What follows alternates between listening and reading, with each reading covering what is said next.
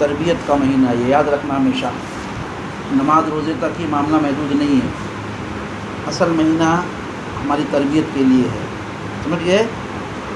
اصلاح کے لیے ہے۔ اور کیا اصلاح کے لیے؟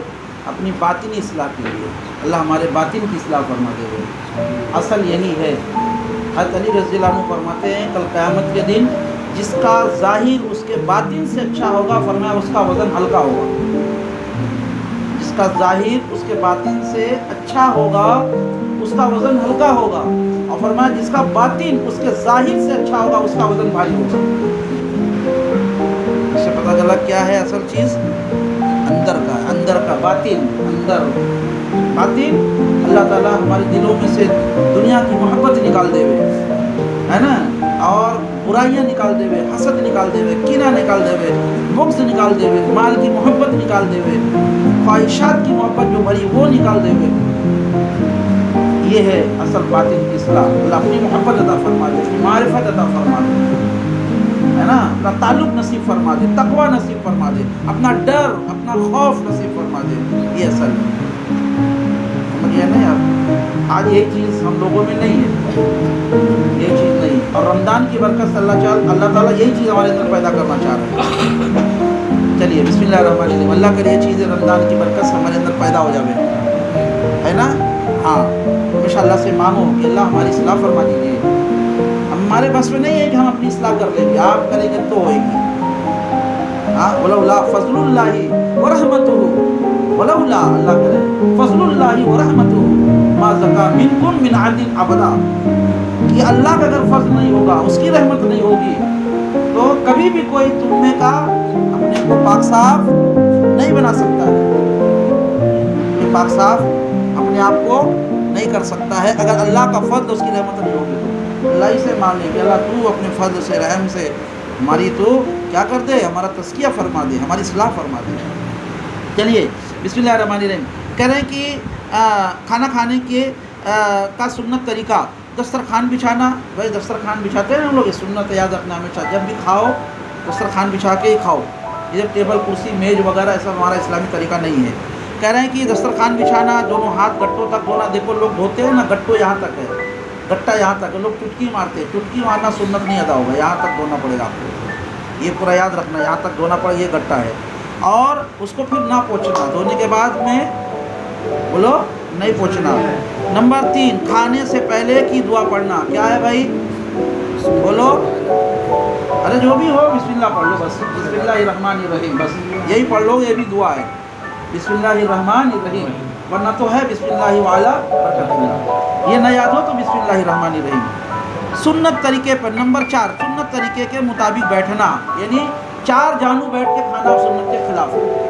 ہلتی پلتی اس کو بولتے ہیں نا، ہلتی پلتی مار کے کھانا، یہ جیسے یہ بیٹھے ہیں اس طرح کے بیٹھ کے کھانا سنت کے خلاف ہے۔ باقی اس کے علاوہ 3 طریقے ہیں، اکڑو بیٹھنا، 2 جانو بیٹھنا، وہ سب طریقہ سنت ہے، اس طریقے سے کھانا۔ ہاں کسی کو تکلیف ہے تو 2 4 6 لقمہ اکڑو بیٹھ کے 2 جانو بیٹھ کے کھا لے، اس کے بعد ایسا بیٹھ جاؤ، یہ سنت طریقہ ہے۔ ہاں، اور کہہ رہے ہیں کہ نمبر 5، دائیں ہاتھ سے کھانا، یہ بھی معلوم ہے سب کو، تو سنت ہے اس لیے دائیں ہاتھ سے کھانا، اب سب ثواب ملے گا آپ کو۔ ہاں، اور اپنے سامنے سے کھانا، جی اپنے سامنے، اگر ایک قسم کی چیز ہو تو اپنے سامنے سے کھانا، لیکن اگر مختلف چیز کی چیز ہو، جیسے افطاری میں ہوتا ہے تو مختلف چیز کی ہوتی ہے، ہر کئی چیز ہوتی ہے، تو جہاں کی آپ ہاتھ ڈال کے لے سکتے ہو، کھا سکتے ہو، کئی چیزیں، سمجھ گئے نا، یہ مسئلہ ہے۔ ہاں، اور نمبر 7، 3 انگلیوں سے کھانا، ہے نا، 3 انگلی سنت یہی ہے۔ ہاں، نمبر 8، ٹیک لگا کر نہ کھانا۔ سمجھ گیا بھائی، یہ متکبروں کا طریقہ ہے، اللہ کی نعمت کھا رہے ہو، ٹیک لگا کے نہیں کھانا چاہیے۔ نمبر 9، کھانے میں عیب نہ لگانا، جی اللہ کی نعمت ہے، کیوں آپ عیب نکال رہے ہو، نہیں ملے گا اس سے پوچھو۔ اور نمبر 10، اگر لقمہ ہاتھ سے گر جائے تو اٹھا کر کھا لینا، منہ سے گر جائے تو جانے دو، ہاتھ اس لیے ایسا نہ کھائے کہ منہ سے نکال جائے، اس طرح اسے چھوٹا لقمہ بنا کھائے تاکہ گرے ہی نہیں، یہ گندی بات ہے، یہ عجیب پھوہڑ پن لگتا ہے، منہ سے ہی گر رہا ہے کھا رہا ہے۔ ہاں، ہاتھ سے چھوٹ جائے بس اٹھا کھا لے، ہاں اسی لیے کہتے دسترخوان بچھاوے تبھی تو کھا سکتا ہے، کھا لینا۔ نمبر 11، بہت زیادہ گرم نہ کھانا، گرم کھانا نہ کھائے، پھونک کے نہ کھائے۔ نمبر 12، برتن اور انگلیوں کو چاٹ کر صاف کرنا، برتن جو ہو اس کو انگلیوں سے چاٹ لینا، یہ سنت ہے، برتن دعا دیتا ہے، جس سے مجھے صاف کیا اللہ اس کے گناہوں کو بھی صاف کر دے، جس میں آتا ہے بھائی۔ ہاں نمبر 13 کھانے کے بعد کی دعا پڑھنا، معلوم ہی ہے سب کو کیا دعا ہے؟ الحمدللہ آیانا بادما، ارے بولو اماتنا، یہی دعا ہے نا؟ کیا ہے؟ الحمدللہ اطعمنا وسقانا وجعلنا من المسلمین، یہ دعا یاد کرو۔ ہاں ہاں تو اس لیے کہ دیکھو کس کو یاد ہے۔ کہہ رہے ہیں کہ نمبر 14 کھانے کے بعد ہاتھ دھونا اور کلی کرنا، کھانے کے بعد بھی ہاتھ دھونا اور کلی کرنا، یہ سنت ہے کس کی؟ کھانا کھانے کی۔ اب ایک چیز اور سن لیے چھٹی، ایک اہم کی فضیلت، رمضان میں 4 چیزوں کی پابندی کرنا، بتایا ہے سب کو، کیا کیا بتاؤ؟ کلمہ لا الہ الا اللہ، اور دوسرا استغفر اللہ کثرت، نمبر 3 اسألک الجنہ واعوذ بک من النار، یہ 4 چیز کی کثرت کرنا ہے۔ ہم نے کہا نا حدیث میں آتا ہے کہ جب مومن بندہ 3 بار جہنم سے پناہ مانگتا ہے تو جہنم اللہ سے دعا کرتی ہے اللہ اس کو مجھ سے دور کر دے، کثرت کرو تو۔ اور اسی طرح سے جب مومن بندہ جب 3 بار جنت کو طلب کرتا اللہ سے تو جنت کہتی ہے اللہ اس کو مجھ میں داخل کر دے۔ اور کثرت کی مقدار کتنی ہے بھائی؟ 300 علماء نے لکھا ہے، 300 بار کم سے کم لا الہ الا اللہ، استغفر اللہ اور اسألک الجنہ، اعوذ بک من النار، یہ 300 بار ہونا چاہیے۔ سب سے بڑا گناہ، ایک شخص نے رسول اللہ صلی اللہ علیہ وسلم سے سوال کیا، یا رسول اللہ صلی اللہ علیہ وسلم اللہ تعالیٰ کے نزدیک بڑا گناہ کون سا ہے؟ تو آپ صلی اللہ علیہ وسلم نے فرمایا، بخاری شریف کی روایت ہے، تو آپ صلی اللہ علیہ وسلم نے فرمایا کہ اللہ کے ساتھ کسی کو شریک ٹھہرانا، ہاں حالانکہ اس نے تجھ کو پیدا کیا ہے۔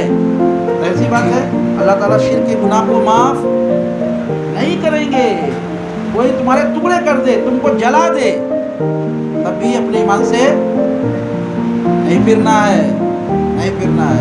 ایک نہیں 100 ٹکڑے کر دے تو بھی نہیں پھرنا، جلا دے، کاٹ دے، آرے چلا دے، تب بھی اپنے ایمان سے نہیں پھرنا، یاد رکھ لینا، سمجھ گئے آپ؟ کہہ رہے کہ پھر اس نے سوال کیا اس کے بعد کون سا گناہ بڑا ہے؟ سن لو بھائی، اللہ کے رسول صلی اللہ علیہ وسلم نے فرمایا اپنی اولاد کو رزق کی تنگی کے ڈر سے مار ڈالے۔ فیملی پلاننگ ہوتا ہے نا، کیا کیا سب کرتے ہیں، سب روک دیتے ہیں، حمل روک دیتے ہیں، گولی کھاتے ہیں، مانے حمل گولی کھلاتے ہیں، حمل ضائع کرا دیتے ہیں، سب شریک نہیں، یہ سب کبیرہ گناہوں میں سے ہے۔ شرک کے بعد گناہ فرمایا کہ اپنی اولاد کو رزق کی تنگی کے ڈر سے مار ڈالے، کہاں سے کھلا پاؤں گا، کیسے پالوں گا میں؟ تو پالتا ہے تو بھیجے گا پالے، رزق اللہ دیتے ہیں نا۔ ہاں یہ بدترین گناہ ہے، یاد رکھنا بدترین گناہ ہے، کبھی نہیں حمل مانی حمل گولی کھلانا، کبھی نہیں حمل ضائع کرانا، اگر کسی ماہر مفتی عالم سے پوچھے۔ پھر اس نے سوال کیا، آخری چیز، یا رسول اللہ صلی اللہ علیہ وسلم تو رسول اللہ ہاں اس نے پھر سوال کیا تو رسول اللہ صلی اللہ علیہ وسلم نے فرمایا تیرا اپنی پڑوسی عورتوں سے بدکاری کرنا، یعنی اس کے بعد سوال کیا کہ رسول اس کے بعد کون سا گناہ ہے؟ تو اللہ کے رسول نے کیا فرمایا؟ تیرا اپنی پڑوس کی عورت سے بدکاری کرنا، حالانکہ بدکاری کرنا کسی سے بھی حرام ہے، لیکن پڑوس کی عورت تو یہ تھا کہ تو اس کی حفاظت کرتا، پڑوسی تھا، تیرا حق تھا، اب تو ہی زنا کر رہا ہے، بدترین گناہ ہے، شرک کے بعد یہ گناہ ہے۔ سمجھے نہیں آپ؟ اللہ تعالیٰ ہر قسم کی گناہ سے ہم سب کی حفاظت فرما۔